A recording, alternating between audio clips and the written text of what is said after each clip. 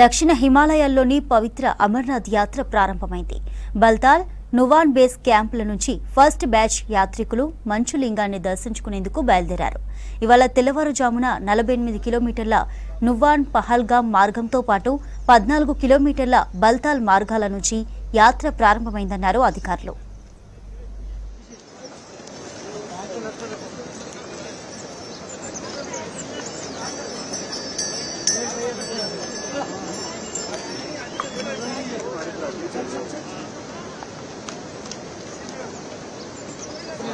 कौन आया है वो? बात सही है, मतलब से का आया है, सारे आए नहीं है, बच्चे का दिखने रहते हैं।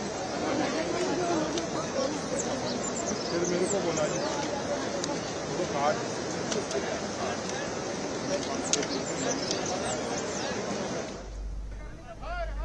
జమ్మూ కాశ్మీర్ లెఫ్టినెంట్ గవర్నర్ మనోజ్ సిన్హా నిన్న ఉదయం 4603 మంది యాత్రికులతో కూడిన తొలి బృందానికి జెండా ఊపి యాత్ర ప్రారంభించారు. యాత్ర సజావుగా సాగేందుకు కట్టుదిట్టమైన భద్రత ఏర్పాట్లు చేశామన్నారు. పోలీసులు, సిఆర్పీఎఫ్, ఐటీబీపీ, ఇతర పారామిలిటరీ బలగాలకు చెందిన వేలాది మంది సిబ్బంది బందోబస్తు నిర్వహిస్తున్నారని చెప్పారు.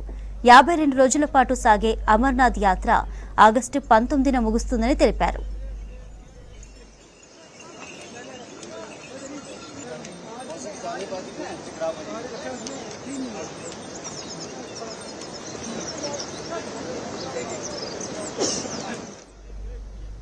దక్షిణ హిమాలయాల్లోని పవిత్ర అమర్నాథ్ యాత్ర ప్రారంభమైంది.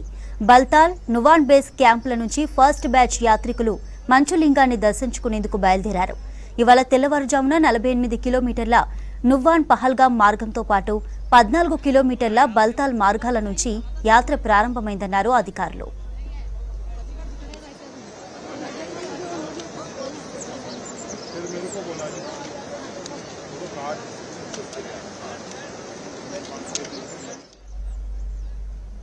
జమ్మూ కాశ్మీర్ లెఫ్టినెంట్ గవర్నర్ మనోజ్ సిన్హా నిన్న ఉదయం 4603 మంది యాత్రికులతో కూడిన తొలి బృందానికి జెండా ఊపి యాత్ర ప్రారంభించారు.